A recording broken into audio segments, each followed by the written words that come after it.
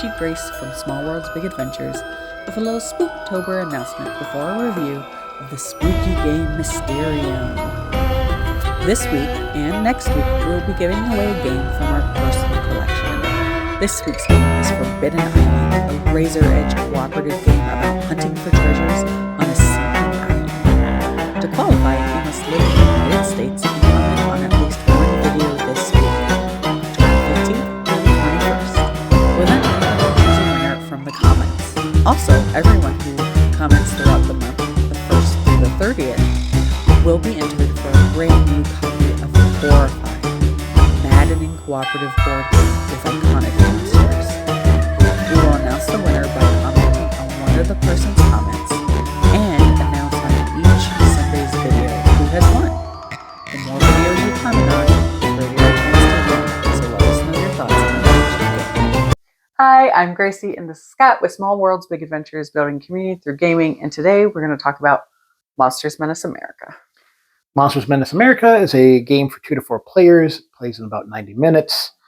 The cost is unfortunately out of print, so maybe you can find this on eBay or at your local game store. eBay things for around 60-ish, so like not ridiculous, but a little expensive. Setup, teardown, about 15-20 minutes. Can be a little on the long side. There's a bunch of little components that you kind of have to square away. The game is a big map of America done up in hexes. Everybody chooses a giant monster, such as a Godzilla type thing, or not Godzilla, off-brand Godzilla, not licensed, or maybe a giant. There's like a giant eyeball with tentacles, eyeball thing, a giant bug. ape. Yep, and you stomp around smashing cities in America while the armed forces try to stop you, and just a lot of fun running around and blowing stuff up. Yeah. And for our question today, we are curious who the ultimate monster is. Is it Godzilla, King Kong, or someone else? I'm going to have to go with Godzilla. You can't beat a giant dinosaur. It's Godzilla. It's the monster from Cloverfield. Yeah. Cloverfield monster. Not Godzilla? No, it's a really weird aquatic thing. Fair. Yeah. Cloverfield, not my favorite to watch. It's one of those shaky footage things. Yeah, it's pretty shaky. When we rate games, we do it on a 5-point scale, starting with terrible to bad to mixed to good to excellent. To kick it off, we're going to talk about player agency, and I say it's excellent. The reason why I say this is because, one, you can kind of move your guy wherever you want within reason. And then 2, you have the flip side of you have a military you control to then affect the other players. Yeah, I said good. Kind of waffled on that one a little bit. Your monster mostly just stomps around, and that's basically what they do. And then hopefully you stomp on a city, and then you can, depending on which armed force you're controlling, send planes or tanks or whatever after, but they can only go so far. So you got a lot of options. I just good. Okay. Yeah. Mechanics said we're good. Good. They work. Yep. The monster stomps around. The armed forces try to shoot them. Mostly don't. Like all great sci-fi movies. Components are good. Yeah, they're good. The game is a little bit on the older side at this point, but each monster has a pretty nice little miniature. The armed forces each have tokens, like plastic tokens for tanks and planes and stuff that work. The board is pretty nice. It's a big map of America. It kind of looks like a truck stop placemat version of America. It does. Which is kind of cute. It's got a lot of little components, little cardboard things to show stomping and stuff like that, and cards, and it's good. Theming, what did you think? Good. Theming's good. You're a monster that's trying to stomp these cities. It works. For simplicity, you basically just move onto the spot, and the city is generally stomped.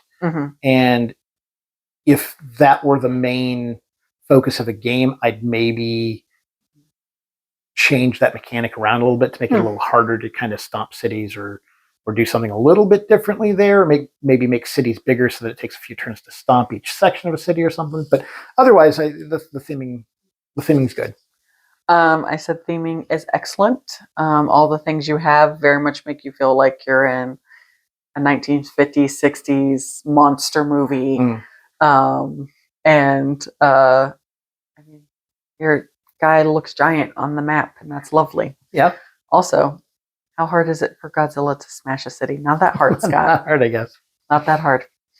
Enjoyability, I said, is good.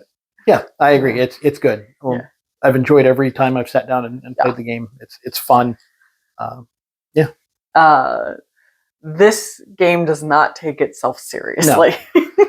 No. It's fun to imagine that you're this giant thing and you're just destroying civilization. Yeah. And then there's the flip side of you actually like being both the bad and good guys. Yeah. So I don't love antagonistic games, but I feel like this one's pretty well balanced in the sense of like you each have your own military and your own monster. The military is mostly just slowing the monsters down anyways. They're not really doing a whole lot. So, but still don't gang up on people. I hate that. The cards play into like movie tropes and things like that. Yeah. So yeah, that's just my overall thoughts on the game. I think it's fun. Yeah, it is. I brought up maybe stomping the cities could have been a little bit more in depth.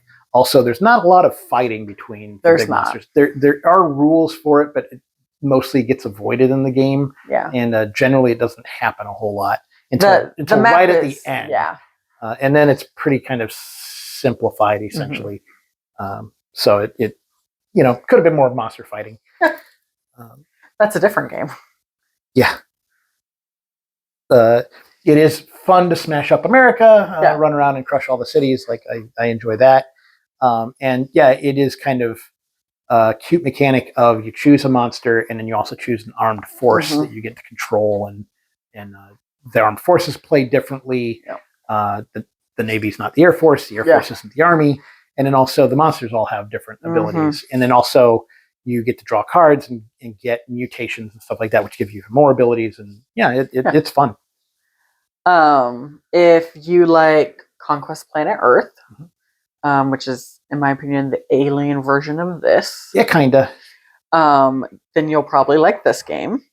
If you like Primordial Soup, because you can also have an effect on like how other players move and whatnot, then you might also like this.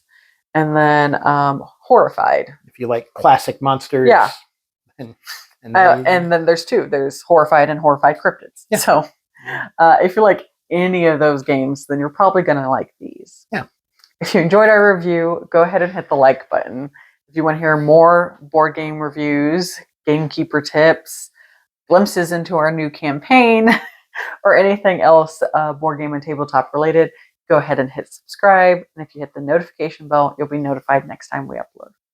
Nothing else. See you next time. Have a good one.